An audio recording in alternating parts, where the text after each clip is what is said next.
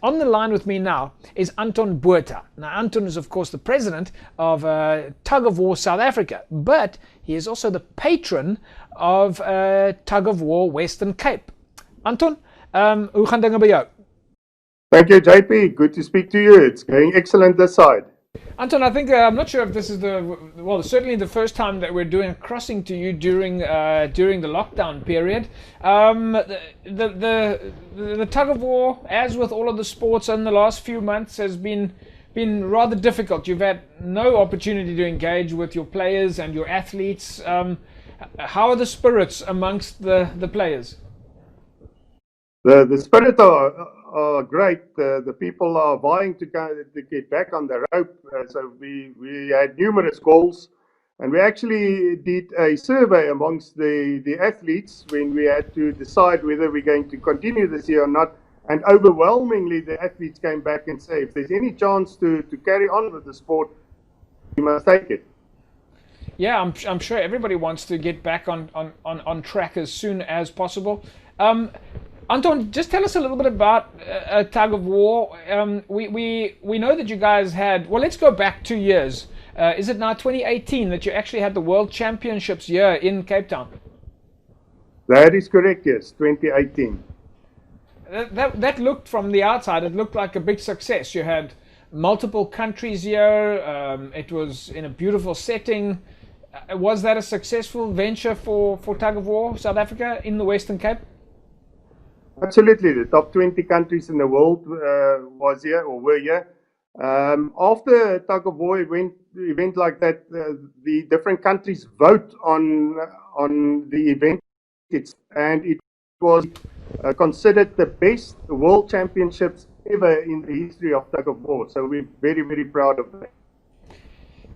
Anton, one of the things that we've also noticed about Tug of War is that you're extremely strong in the school sports structures. Many schools doing Tug of War, and both boys and girls. Yes, that's absolutely correct. We of course, most prominent here in the Western Cape, but we have now a footprint across South Africa. We are seeing very strong growth in the Northern Cape, in the Free State. So we are extremely, extremely happy. It's an addictive sport, and it almost sells itself. We find that when one school starts to participate in it, then the next school follows, and the next school, and so it goes on. Now, just from an athlete perspective, the last few months has, of course, been very difficult with the COVID. There's been no training and no exercise. But now, the last few weeks, we see government starting to say people can return to play in certain cases. Have you guys been communicating with your athletes around COVID and the importance of sanitization and isolation and so on? We were actually very lucky with Tug of War. We started already in May discussing or speaking to the different, getting ideas. Listen, guys, is it possible to pool with buffs, for instance? And we started already to work out a protocol. So when the minister came, and Minister of Sport, and he gave some guidelines, we were quickly off the bat.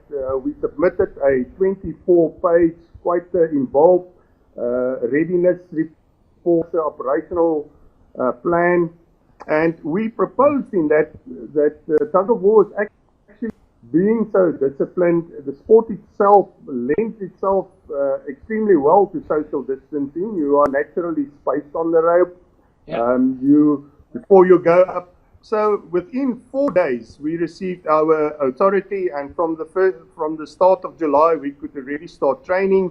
From the beginning of August, we can start doing competitions. Of course, all within the COVID regulations. Yeah. So just in terms of the COVID component, also I understand that your officials have been doing certification and courses to get themselves educated on COVID.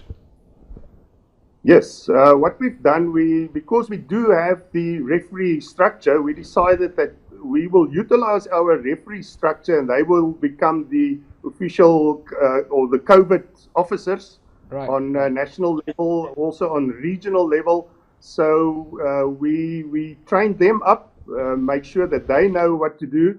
And then on club level, it is our coaches operate as COVID officials on that level. Yeah, yeah. And the whole system just works excellently for us. We have the referee, so to say, policing it, not so much policing it, but also assisting and mentoring so that we do it the right way and in a positive way. So yeah, our referee structure, controlling it, managing it, and then the coaches primarily on the club level executing the regulations. Tell us in short, how has South Africa been performing on an international level over the last few years? Because by all accounts, we hear that you guys have had tremendous success internationally. That's correct. Yeah, we like to say that we are punching way above our weight. Our men are our heavyweight men, which is our forte. South Africa has always been known for its strong, more in the heavier weights, heavyweight men's team. They are currently third in the world. They are the bronze holders of the bronze medalist. Then our national ladies team at the last World Games, they happened to get the bronze medal there. So our senior ladies, of course, the bronze medalists.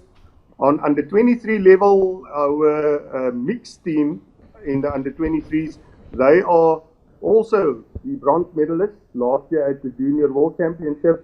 And then, of course, in the under 19s, our SA school teams, we are the world champions in the ladies under 19 division, and we are also the world champions currently in the mixed under 19 division. So we are doing extremely well, specifically in our youth, and that just shows everything that is good for the future.